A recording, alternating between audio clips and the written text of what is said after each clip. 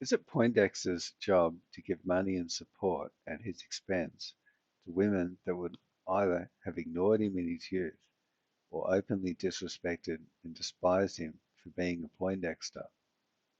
Former party girls who had zero interest in Poindexter during their youth and beauty stage in their 20s, but who now looks a better option during their 40s, a time when Poindexter has more of what they want, but less of what he wants. As I get older, I've noticed more and more incoming requests for money, free labor, free services, etc., from both civilian women and from sex workers. It's like every second woman has an OnlyFans as well, and have come to view all men simply as idiots that will send them money merely for existing. The situation has gotten completely out of control. I'm not the only one that's noticed this either. As a public figure and Z-list celebrity, I receive messages on a daily basis from other men from around the world telling me that they too are experiencing the exact same thing and they're checking out of society because of it. Some of these guys are up to the B list in celebrity terms, certainly well above me. It's like they've gone into hiding. They have excellent jobs, own their own homes, have wealth set aside, but they feel like they're under constant attack from women eyeing their resources. They've developed a siege-like mentality.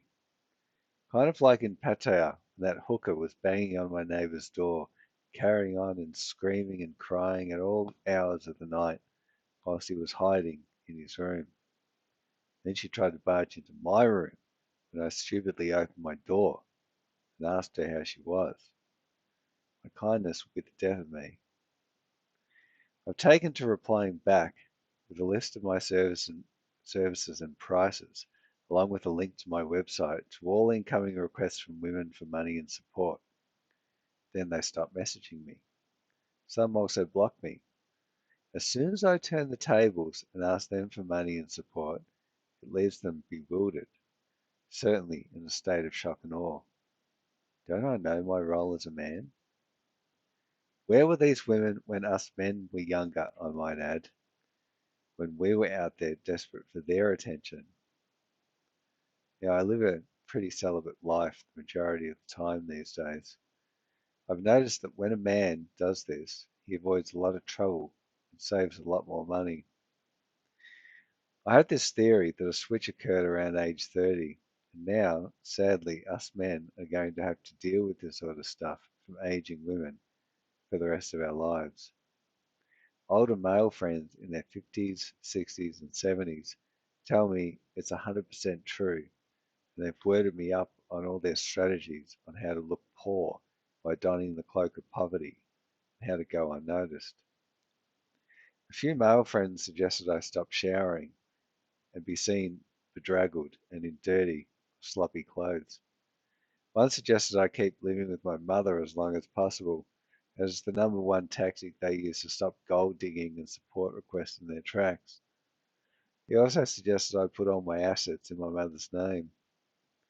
Another said, be seen around town riding an old bicycle and dumpster diving, whilst another suggested I talk endlessly about how bad things are going, then hold up a mirror to these broads and ask them for help constantly. Another said, whatever I do, don't tell women I'm married, as I'll see that as a serious challenge and a sign that I'm able to commit, whilst another suggested that if I'm at all worried about not passing on my genes, that I should contact Joe Donor, that guy who had hundreds of kids by different women by donating his sperm, and do what he did, but watch myself due to the laws that might put me on the hook for child support. My mother was aghast at the very idea, I might add, and made me swear that I wouldn't do it.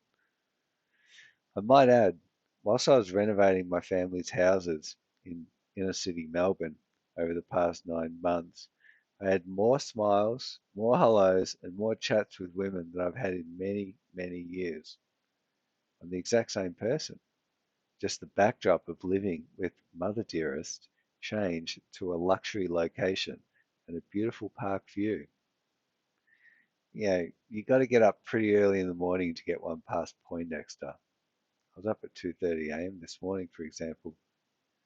For after all, Poindexter has spent his entire life thinking, planning, studying, strategizing, traveling, understanding people, chatting with academics and fellow scientists, and so on. What he couldn't glean from books and academics, he went out onto the streets to learn it from pimps, hookers, and various hangers on. I'm not buying. Despite all this, I've set forth on a path due to my Bitcoin work that will help hundreds of women in Thailand. And that's the irony, I guess.